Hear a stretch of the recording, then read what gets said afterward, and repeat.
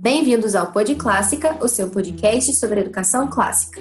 Meu nome é Bárbara Lores e hoje conversaremos sobre como memorizar poesias.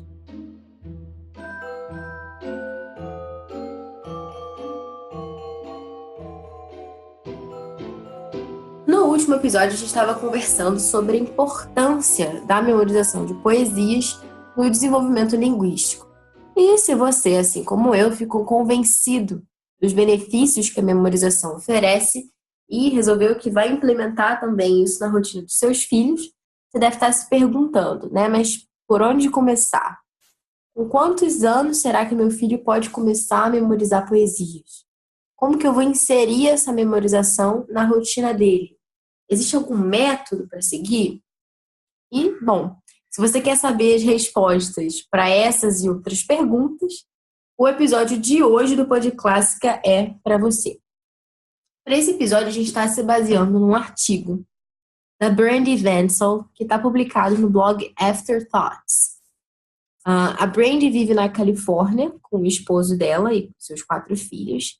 E ela apresenta também o podcast Scholar Sisters e o Aftercast.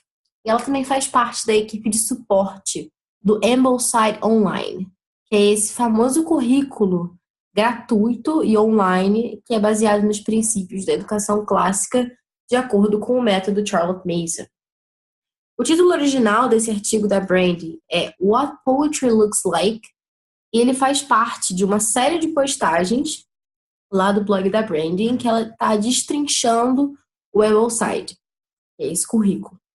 E nessa postagem ela vai comentar basicamente como que é a poesia dentro desse currículo, como que ela aparece, como que ela é trabalhada e, consequentemente, como que a Charlotte Mason abordava essa questão. Afinal, o Ambleside é um currículo que mescla a educação clássica e o método Charlotte Mason. Bom, mas sem mais delongas, vamos ao artigo. A Brandy inicia apresentando uma citação de um artigo da Parents Review, que é uma revista que foi editada pela própria Charlotte Mason. Essa revista era enviada aos pais e professores das escolas entre 1890 e 1920. Vou ler para vocês um trechinho de um dos artigos dessa revista, que foi escrito em 1901 por uma senhora chamada J.G. Simpson. Ela dizia o seguinte: existem, sem dúvidas, aqueles cujo gosto poético é tão verdadeiro e profundo que nenhuma negligência na infância teria sido capaz de impedir que isso se tornasse sua paixão dominante. Mas é bem verdade que, na maioria dos casos, o verdadeiro amor pela poesia remonta à infância. Bom, isso é algo que a gente já estava falando anteriormente, né, quando a gente conversou sobre por que memorizar poesias. Eu disse a vocês que o Andrew Pudewa, que originalmente era um instrutor de violino, adotava o método Suzuki e transportava esse método para a realidade da memorização de poesias. Transportava não, transporta ainda. E se você ainda não ouviu o último episódio, vale a pena ouvir antes de continuar com esse aqui, porque foi lá que a gente colocou as bases, deu as razões de fundo, para toda a questão da memorização e o impacto que isso tem na formação de comunicadores competentes. O método Suzuki, ele foi baseado na forma como as crianças aprendem a língua materna. E isso acontece o mais cedo possível. Antes mesmo de nascer, as criancinhas na barriguinha da mãe, o nenenzinho, eles já começam a ouvir a mãe falando lá de dentro da barriga. Depois do nascimento, eles continuam ouvindo, começam a tentar compreender certas coisas, também a imitar. E é assim que a gente aprende a falar, por imitação. E o Suzuki, ele dizia que as crianças pequenas têm uma maior facilidade com a língua. E isso foi algo que também foi notado pela neurolinguística. Os estudos mais recentes apontam para o fato de que no aprendizado de uma segunda língua, por exemplo, quanto mais cedo começamos, melhor. Por exemplo, a idade que a criança aprende uma segunda língua pode ser determinante na questão do sotaque, porque as crianças menores conseguem identificar uma gama muito mais ampla de sons diferentes. Aliás, eu aproveito para deixar também uma dica para quem tem interesse em ensinar inglês em casa, os filhos pequenos. Faz pouco tempo eu criei um blog, que é o Inglês em Família, tem algumas ideias de atividades super simples e bem divertidas. Eu vou colocar o link na página do Pod Clássica no Facebook. Mas voltando ao assunto, o Suzuki propunha que não importa aquilo que você queira ensinar, seja língua, música, arte, matemática, quanto mais nova a criança, mais efetivo vai ser esse aprendizado. E hoje em dia é comum a gente ver a valorização da musicalização infantil. As escolinhas têm aulas de música, existem escolas de música que são focadas em atividades para crianças, mas nem sempre isso foi assim tão difundido, tão comum, não. Geralmente, os professores de música, eles costumavam esperar as crianças ficarem mais maduras. Mas o Suzuki demonstrou uns resultados assim realmente impressionantes com os alunos dele de 3, 4 anos e aos poucos as coisas foram mudando. Mas por que os professores de música esperavam esse amadurecimento? Eles esperavam que as crianças dessem certos sinais de que realmente valia a pena investir tempo, investir dinheiro na formação delas. Então, eles esperavam que elas demonstrassem ali um potencial, algum talento. Na contramão dessa história toda, o que o Suzuki propôs? E, aliás, não só propôs, mas ele provou que o talento não é só algo com que a gente nasce ou não. Ele dizia que toda criança tem um brotozinho ali de talento que pode ser regado e se desenvolver através dos métodos certos. E com isso eu não quero dizer que não existam gênios, que não existam talentos excepcionais que realmente nasceram com o dom da música, por exemplo. Claro que existem. Mas também existem muitíssimos outros que se tornaram músicos excelentes com muito treino, com muito aprendizado. E, aliás, um grande problema dos gênios é não estudar, porque acabam confiando demais no próprio talento, né, e negligenciam a prática, o treino. É a velha história da lebre e da tartaruga. A lebre confiou tanto nas próprias habilidades naturais que não colocou os meios para vencer a corrida, enquanto a constância lá da tartaruguinha, os seus lentos e vagarosos passinhos, foi o que deu para ela a vitória. Bom, mas sem mais divagações, aplicando toda essa teoria, isso tudo que a gente está falando, na memorização de poesias, isso significa que, mesmo que existam certos gênios, digamos assim, da poesia, que mesmo sem muito contato com poemas na infância, desenvolveram tardiamente o gosto pela coisa, a grande maioria dos amantes da poesia iniciou essa jornada na infância. O próprio São Tomás de Aquino dizia que a ação é deleitável, ou seja, prazerosa, quando procede de um costume. Para que os nossos filhos gostem de poemas, a gente tem que fazer com que isso se torne um costume. E quanto mais novo, né, quanto mais novos somos, mais abertos a gente é a novos costumes. Basta você ver como é difícil mudar a cabeça de um velhinho. E por isso expor as crianças a boa poesia cultiva nelas o gosto pela boa poesia. Ok, mas se você ainda não está assim tão convencido do bem que a poesia pode trazer para a formação do seu filho, eu vou ler para vocês mais um trechinho de um outro artigo da Parents Review, que também está mencionado nesse artigo da Brandy. Diz o seguinte: o propósito da poesia é comunicar ou estender a alegria da vida, agilizando nossas emoções. Como ela consegue fazer isso?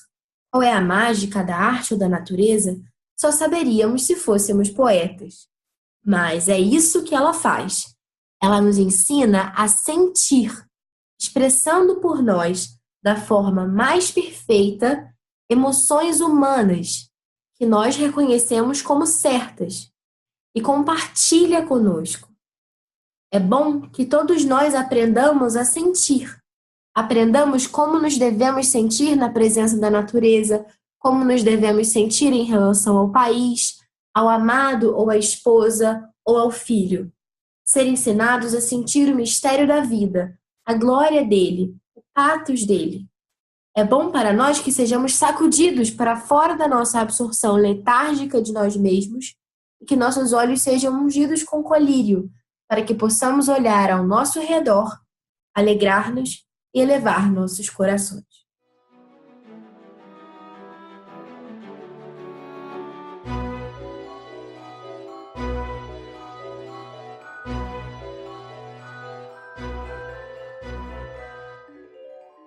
Encerra aqui a citação. Certo, né? Todo mundo aqui quer ter o coração elevado pela poesia. Inclusive a expressão saber de cor, que é usada, né, para quando a gente memoriza alguma coisa, como, eu sei essa música de cor, enfim, isso significa saber de coração. Cor, em latim, é coração. Até aí tudo bem. Mas, quando a gente pensa em oferecer boa poesia para crianças, principalmente crianças pequenas, pode surgir a seguinte objeção. Por que eu vou oferecer a uma criança pequena uma poesia que ela não entende? Né? Seja pelo significado profundo, seja as palavras que, enfim, talvez sejam difíceis. Né? O Andrew Kern, eu já falei sobre ele aqui, mas ele é o fundador do Cersei Institute. Ele tem um artigo a respeito do ensino de literatura clássica. Nesse artigo ele comenta que a gente deveria deixar que as crianças ouçam a música de Shakespeare, ainda que não compreendam tudo o que é dito. Porque a gente não deve renunciar ao prazer da música pela obscuridade das palavras. Claro que isso é uma metáfora, até porque Shakespeare não era um compositor.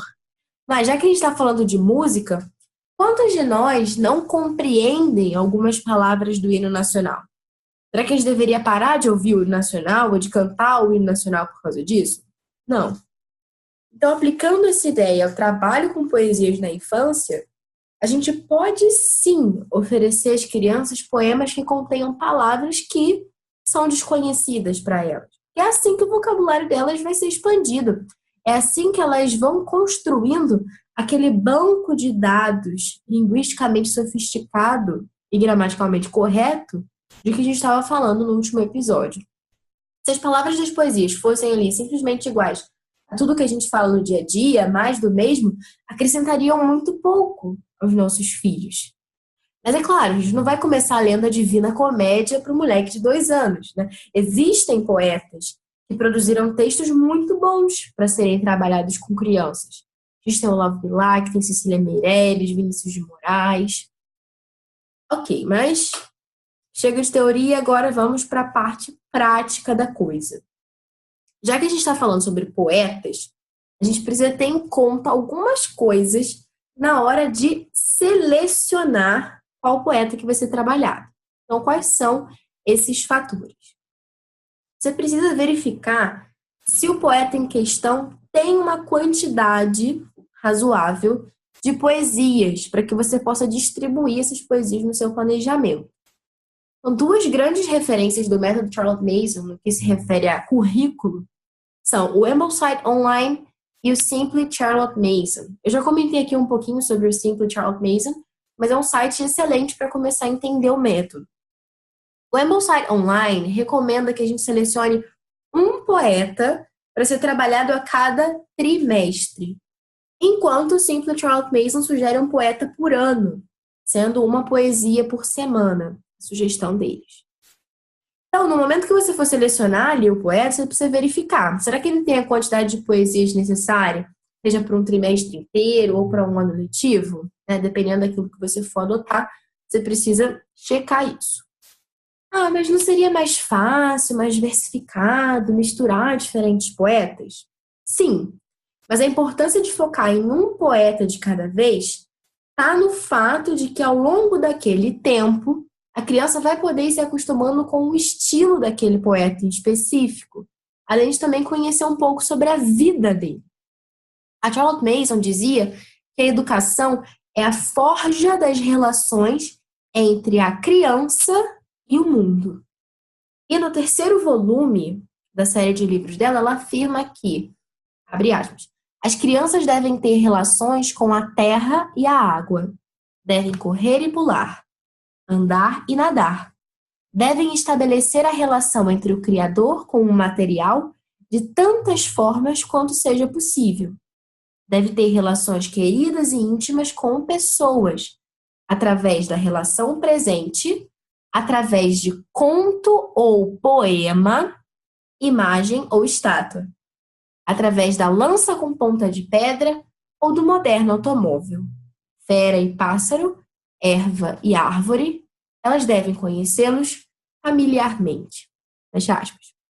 Eu não sei se vocês perceberam, mas a Charlotte diz aqui que o poema é uma das formas pelas quais a gente pode estabelecer relações com as pessoas. Vamos ler de novo esse trecho aqui.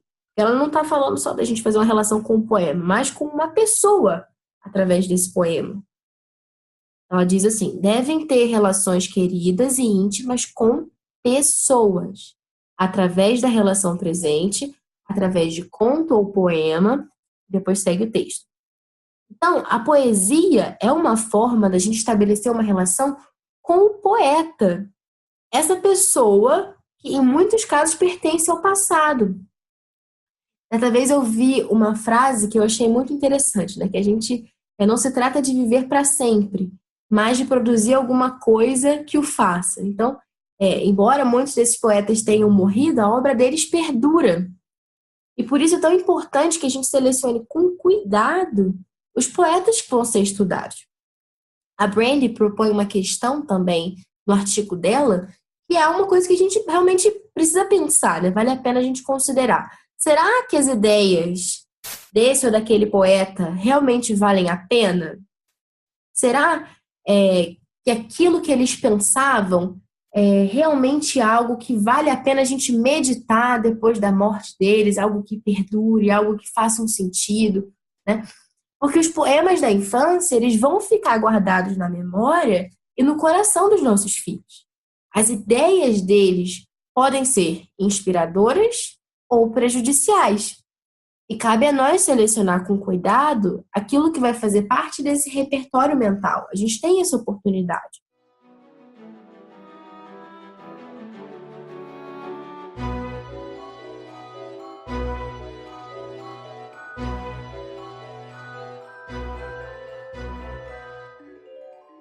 Bom, mas voltando à questão da memorização, a Charlotte dizia que recitar e memorizar não são necessariamente a mesma coisa.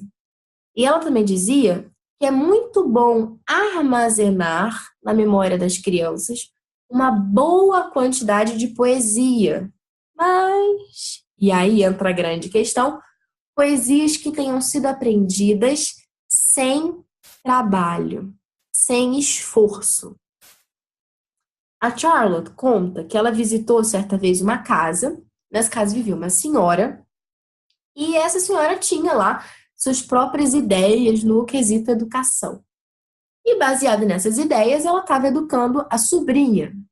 Nessa visita, ela mostrou para Charlotte uma folha com vários títulos de poemas anotados, alguns desses poemas até difíceis, longos.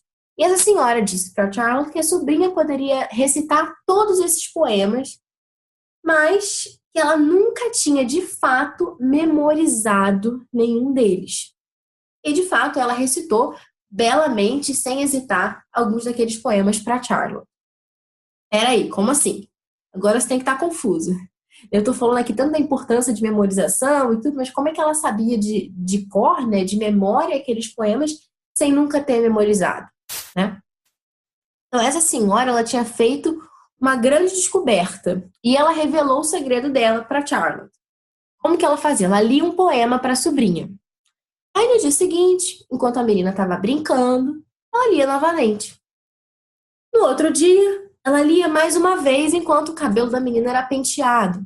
E assim sucessivamente, até que depois de umas 6 leituras, dependendo do tamanho do poema, a menina simplesmente sabia o poema de cor, sem nunca ter de fato procurado ativamente memorizar nada. Essa é a grande sacada.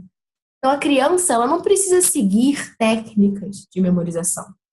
Uma forma bem comum que existe de técnicas de memorização é aquela de dizer um versinho, pedir para a criança repetir. Depois você adiciona um outro versinho, pede para a criança repetir os 2 versinhos. E assim até que ela decore o poema inteiro. Eu já tentei usar essa técnica de repetição de versos com meu filho, e eu pude perceber que isso tira a graça da leitura da poesia. Passa a ser uma coisa mecânica, que rouba o prazer da leitura. Não que a criança não seja capaz de memorizar assim. Ela é capaz com esses exercícios, né? Mas como a Brandy diz no artigo dela, se a criança pode aprender algo de uma forma agradável, Por que a gente escolheria um método não tão agradável assim? Basta ler o poema uma vez ao dia para que a criança, depois de algumas leituras, memorize. Você vai perceber que ela vai começar a memorizar. Você pode, inclusive, criar algumas brincadeiras. Você começa a ler um verso, né, depois de ter lido durante alguns dias, você começa a ler e pede para o seu filho terminar. Ou então você diz um verso para ele dizer o verso seguinte. E assim, pouco a pouco, de forma divertida, seu filho vai ter memorizado o poema inteiro. Outra coisa que estraga também o prazer da leitura é ficar analisando ou discutindo as poesias com as crianças. Claro que ninguém se sente especialmente tentado a ficar teorizando demais com os filhos pequenos. Mas mesmo com os filhos mais velhos, a gente deveria deixar os poemas falarem por si mesmos. Não que a gente não possa comentar uma coisa ou outra, ou responder as perguntas dos filhos, mas o principal deve ser esse momento de deleite, de saborear o texto, de deixar ele entrar nos nossos corações, para que ele possa elevar os nossos corações. Não se trata tanto de estudar a poesia, não é isso, mas de apreciar a poesia. E agora, para terminar, eu queria deixar também algumas dicas bem práticas para que você saiba como começar, né? Como que a gente vai começar de fato a implementar a memorização na rotina, né? Dessa forma tranquila, agradável. No meu e-book, que é A Hora do Tapete, Educação Clássica Infantil em 5 Passos, eu sugiro também que se trabalhe um poeta por ano, mas não tem nenhum problema em selecionar um por trimestre. Como o material da Hora do Tapete é focado na educação infantil, e as crianças pequenas gostam muito de repetições e de previsibilidade, no Clube do Tapete a gente altera as poesias a cada quinzena. Então a gente faz um poeta por ano, uma poesia por quinzena. Pela minha experiência com meu filho de 3 anos, as crianças memorizam com muita tranquilidade, os poeminhas com 4, 6 ou até 8 versos a cada semana. Mas, como no clube a gente usa algumas poesias que têm mais de 8 versos, 15 dias é um tempo melhor. Além da poesia da semana ou da quinzena, como funcionar melhor na sua casa, é bom manter também o costume de reler um ou dois poemas favoritos que já tenham sido memorizados anteriormente. E essa é uma forma de fazer aquele plano de manutenção que a gente estava comentando no último episódio e manter na memória essas poesias. Então, a gente lê a poesia nova, depois revisita alguma que já tenha sido memorizada. Se você não sabe bem quais poemas selecionar, ou se você gostaria de receber o nosso planejamento para ter menos uma coisa para pensar, eu convido você a conferir o material do Clube do Tapete. E que é o Clube do Tapete, né? O Clube do Tapete é uma assinatura mensal. Os assinantes recebem mensalmente 2 planejamentos quinzenais. Planejamento da Hora do Tapete, que inclui sessão artística e musical, poesia, oração, história bíblica, virtude do mês e fábula ou conto de fadas. E eu criei também um grupo fechado no Facebook, que é uma forma dos assinantes interagirem, trocarem ideias, tirarem dúvidas, fazerem sugestões. Eu também coloco lá ideias de atividades, que é o além do tapete, dentro da temática do mês, coisas para fazer. E você pode fazer, se você quiser conhecer esse trabalho, conhecer o Clube do Tapete, você pode fazer o download do planejamento da primeira quinzena de agosto gratuitamente. Vou colocar o link para vocês baixarem lá na nossa página do Facebook. E se vocês gostarem, quiserem entrar para esse clube, que tem ajudado tantas famílias a levarem o bem, a beleza e a verdade de forma simples para a rotina dos filhos, apoie o Pod Clássica com R$ 7 e nos ajude a levar a educação clássica para os lares desse nosso Brasil. Para apoiar o Pod Clássica é só acessar apoia.se/podclássica. Até a próxima!